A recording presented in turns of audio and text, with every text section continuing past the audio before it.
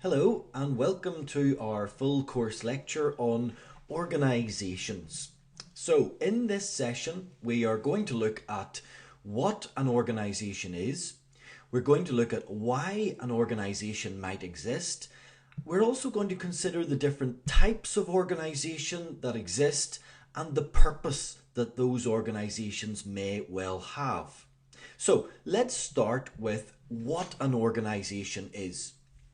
So there are various definitions of what an organization is, but one of the best ones I think is that it is a social arrangement for controlled performance of collective goals. So that was from Buchanan and Husiski, a controlled performance of collective goals. So what does that actually mean in practice? Well, if we take the example of a sports team, so consider a sports team, and remember we're thinking about controlled performance of collective goals. Well, the performance is controlled by the coach of that sports team. So the coach controls the performance and tries to make sure that everyone is acting in a way that's beneficial to the team. The players then work collectively under that control of the coach. So the players work collectively, they're controlled by the coach, and they all have a common goal. They all want to win the game or win the trophy that they are trying to win. So that means that they need to have skills and team spirit and all those other things that contribute in order to make a good sports team.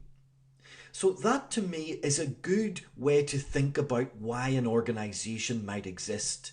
Because if we organise a team more beneficially, we control it through the coach, the players work collectively and have a common goal.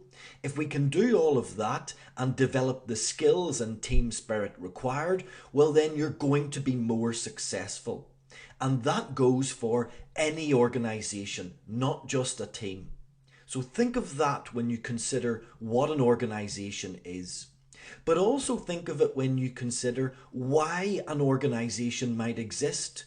Why not just have a collection of individuals? Consider the sports team. Why not just have each week bring together the best individuals you can find, put them on the pitch and hope that they perform together? So one of the main reasons we will have that organisation is to bring together and enable our resources to be pooled so that we're not just developing individual resources, we bring them all together and collectively they will be stronger. So let's now look at our first objective test question. Remember, these objective test questions are designed to give you a feel for the type of question that you're going to get in the exam. And that means that you need to have a go at them. And if you get them wrong, they will always be based on the content that we've covered just prior to looking at the question. So if you're getting the question wrong, perhaps you need to rewind the video slightly and go back over the little bit of content just before to make sure you fully understand the area. So these questions are designed to see whether or not you're understanding as we go through each of these sessions. So have a go at the first objective test question. So we're still considering why we have an organisation here. And we know now that the resources can be pooled within an organisation, and that's one of the big advantages of having an organisation. But also it will enable the skills that we have to be shared. It also will enable specialists to develop within our team. So there are lots of reasons for having organisations. They enable the resources to be pooled. They help us to share skills in the organisation that not everyone will have. And they enable us to develop specialists. Those specialists can then focus on the area that they're good at, leaving others to focus on areas that they are good at and perhaps the other specialists don't really know how to perform in. So that's what an organisation is. That's why we might have one. What about the different types of organisation that we might well have? Well, there are various different types. The first will be profit-seeking organisations, and this is probably the type you think of first when you think of an organisation. So, for example, we could have sole traders. A sole trader sets up a business on their own and continues that business, perhaps employing employees. That's an organisation that seeks to make profit. The same with a partnership. A partnership is established. They perhaps again take on employees in order to seek to make profit. Larger organisations may then develop into limited liability companies. So that is where we become limited in terms of our liability. We have shares in the company, and perhaps if it becomes big enough, it becomes listed. So listed companies, like public companies, would be PLCs. Smaller private limited companies would be LTD. So PLC means it's a public limited company. So that means the shares are listed on the stock exchange. LTD, well, that's a private limited company owned by perhaps 3 main shareholders who run the business also, usually. So those are profit-seeking organisations. What about then not-for-profit organisations, NFPs? Well, there are various different types of these also. For example, we have the public sector. And for this, we really think about things that are provided by the government. For example, healthcare in many countries is provided by the government. The police service also in many countries is provided by the government, and of course the armed forces. So those are public sector organisations. They're not seeking to make profit. They're run by the government for the good of the people within that country.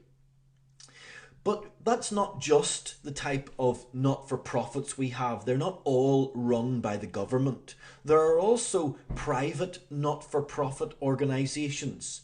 They may well be businesses that are run for specific aims rather than profit. And there may well be charities, which of course then have specific requirements to fulfill in terms of the charter of that charity. And of course are run for the good of whoever the beneficiaries of the charity are. Also clubs, of course. Many clubs exist that are not for profit and seek to benefit the members of that club. So let's have a look at these in objective test question 2. Now that we understand what not-for-profit organisations are, just a quick note on something called NGOs that could come up. Non-governmental organisations is what an NGO is.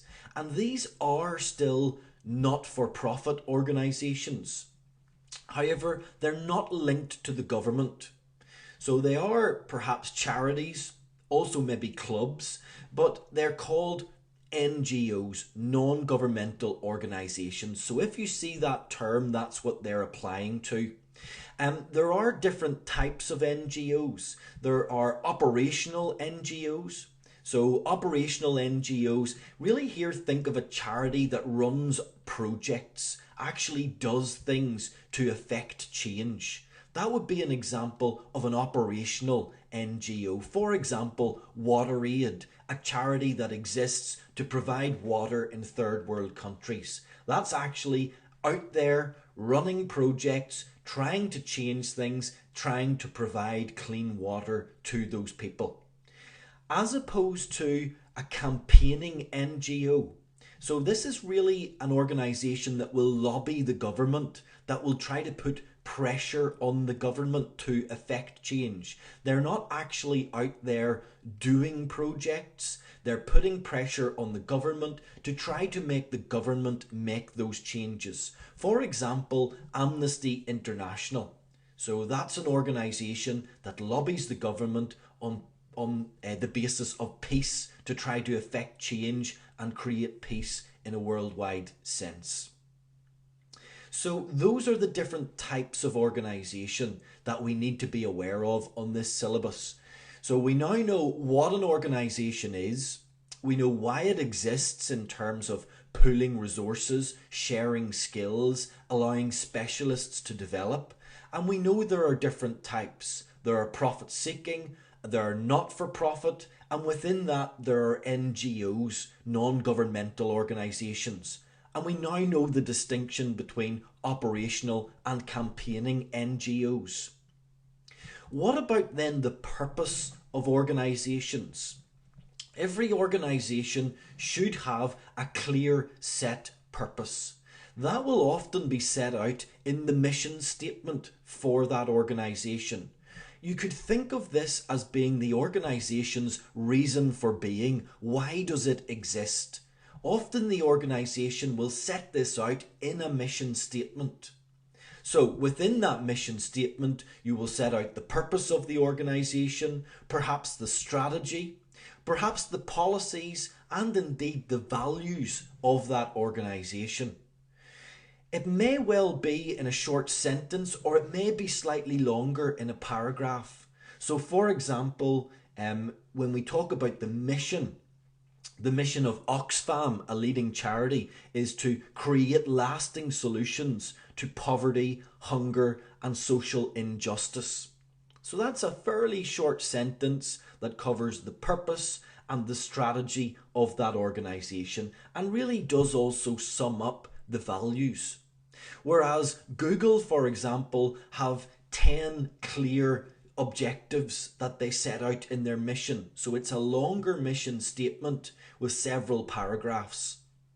So really, however long it is, it's going to set out the purpose, the strategy, the policies, and the values of the organisation. And it needs to be clear and succinct. So what about that compared to the vision then? Well, the vision is linked to the mission, but it will be slightly different.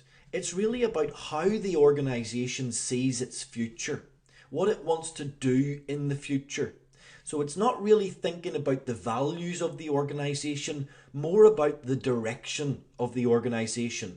So for example, the vision could be to become the biggest provider in that area, for example.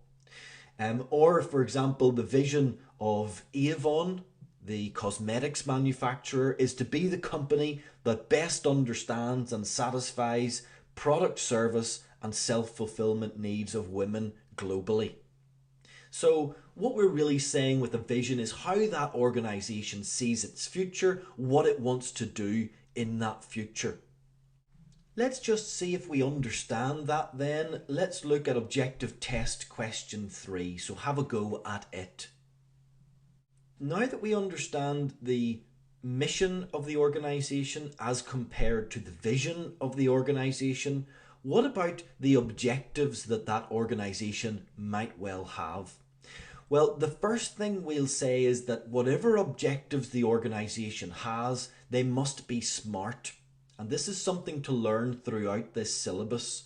Any objectives that are set within an organisation should be specific. So they should be clear as to what they refer. So specific in terms of what it is we need to do. Measurable. There needs to be some way to see, did we achieve that objective? Otherwise, there's no point in setting that objective. Achievable. Well, that feeds into how we motivate people within the organisation.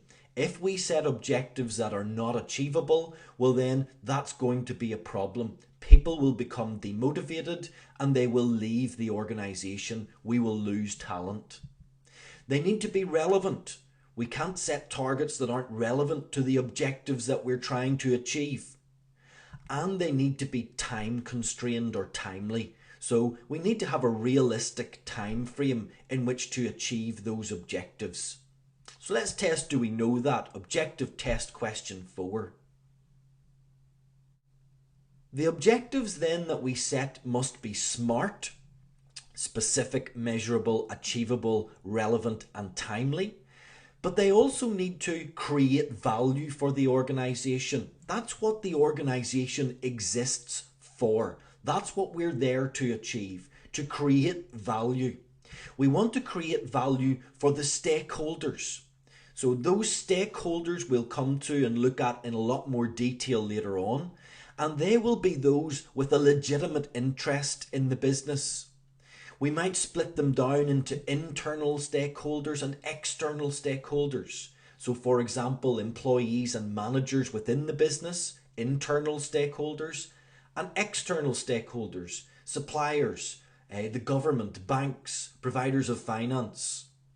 So the key thing here is that to be a stakeholder, you need to have a legitimate interest in the business. You need to have some sort of interaction with that business that affects you, and that will make you a stakeholder. So we want to create value as an organization for those stakeholders. We also then want to achieve the goals that we've set in the organization. So we'll do that through having controls. So we might have supervision within the organization by having a suitable culture. So that's a culture of control, as in everybody knows what controls they need to set and they apply those controls. We'll also have specific planning within the organization in order to achieve the targets that we set. So hopefully our objectives create that value to achieve the goals that we're trying to achieve. We'll control them through these methods and we'll coordinate them to bring all of the organization together to achieve those goals. Another objective of the organization, of course, is to have efficient production. So we'll look later on in the syllabus at lean systems, how we can minimize waste, effort, minimize our idle time, minimize the inventory, particularly inventory build-up throughout our systems. So lean systems is about efficient production, and that should always be a target or a goal of the organization. So we want to create value, we want to have efficient production, but we also want to innovate. So to innovate requires things such as leadership within the organization. Again, the culture of the organization needs to be a culture of innovation in order to help us to do that. As I've said, leadership within the organization will be important, and of course the people within that leadership. So trying to manage our human resources, and again we look at that in some detail later on. So those are the objectives of the organization. We need to ensure that they are smart. We want to create value, we want to have efficient production, and we want to innovate as an organization. So let's check we're understanding this with objective test question 5. So that then was our session on organizations. We should understand now what an organization is, why it exists, and the different types of organization through profit seeking and not-for-profit non-governmental organizations.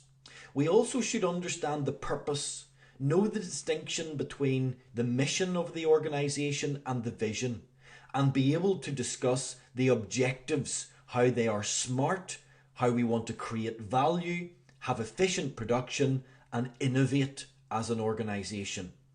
If you know all of that content, you shouldn't have a problem with any of the questions that come up in this area.